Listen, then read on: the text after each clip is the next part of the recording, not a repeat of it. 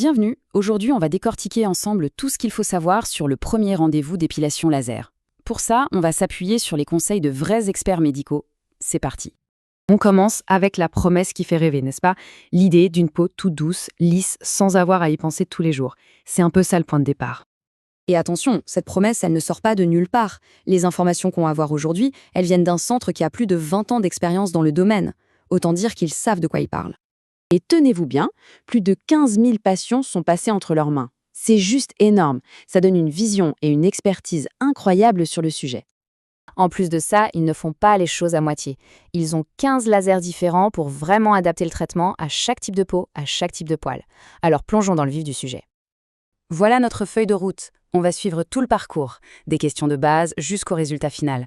Comme ça, pas de surprise. Bon, la toute première question, et c'est vraiment la plus importante, est-ce que le laser, c'est fait pour tout le monde? On va voir qu'il y a des choses essentielles à vérifier. Premier point, et c'est non négociable, la grossesse ou l'allaitement. C'est une période où, par principe de précaution, on ne fait pas de traitement laser. Il faudra simplement attendre un peu. Ensuite, il faut faire très attention à certains médicaments. Je pense notamment à des traitements contre l'acné. Ils peuvent rendre la peau hypersensible à la lumière, donc c'est un point absolument crucial à discuter avec le médecin. Un autre point super important, les tatouages. Le laser va cibler l'encre et pourrait l'abîmer. Pareil pour certaines maladies de peau, comme le psoriasis ou le vitiligo sur la zone à traiter, il faut impérativement en parler. Et ça, c'est une info que peu de gens connaissent. Même la pilule contraceptive peut jouer un rôle. Certaines peuvent ralentir un peu les résultats, alors que d'autres n'ont aucun impact. C'est bon à savoir, non? Ok, donc si tous les feux sont au vert, on passe à la suite. Et la suite, c'est la préparation. C'est vraiment la clé pour que tout se passe bien. La préparation, c'est un peu un compte à rebours. Plusieurs semaines avant, on arrête d'arracher le poil. Puis, on fuit le soleil comme la peste sur la zone concernée. La veille, on rase bien. Et le jour J, on arrive avec la peau nickel, sans crème, sans rien. Chaque étape a son importance. Le grand jour est arrivé. On est installé. Mais alors, concrètement, qu'est-ce qu'on ressent? À quoi ça ressemble une séance de laser? La fameuse question, est-ce que ça fait mal? Eh bien, le mot qui revient le plus souvent, ce n'est pas douleur, mais inconfort. Imaginez un petit élastique qui claque sur la peau. C'est à peu près ça. C'est rapide et bref. Et là, c'est le point crucial à bien comprendre. Ce n'est pas de la magie, c'est un processus.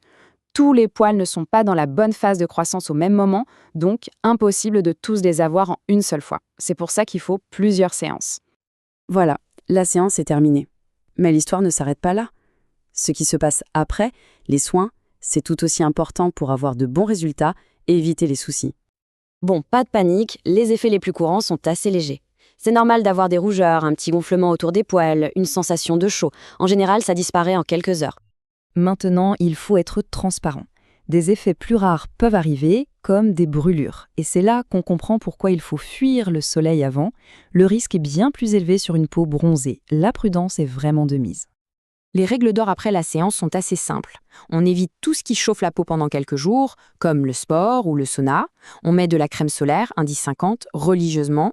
Et surtout, on ne touche à rien, on laisse la peau tranquille. Allez, on arrive à la question finale. Après tout ça, qu'est-ce qu'on obtient vraiment? Parlons concrètement du résultat à long terme. En moyenne, il faut prévoir entre 5 et 7 séances pour un traitement complet. Ça peut être un peu plus, par exemple chez les hommes ou chez les plus jeunes, à cause des hormones qui peuvent être plus actives. L'objectif, et il faut être très clair là-dessus, ce n'est pas une disparition totale à 100%.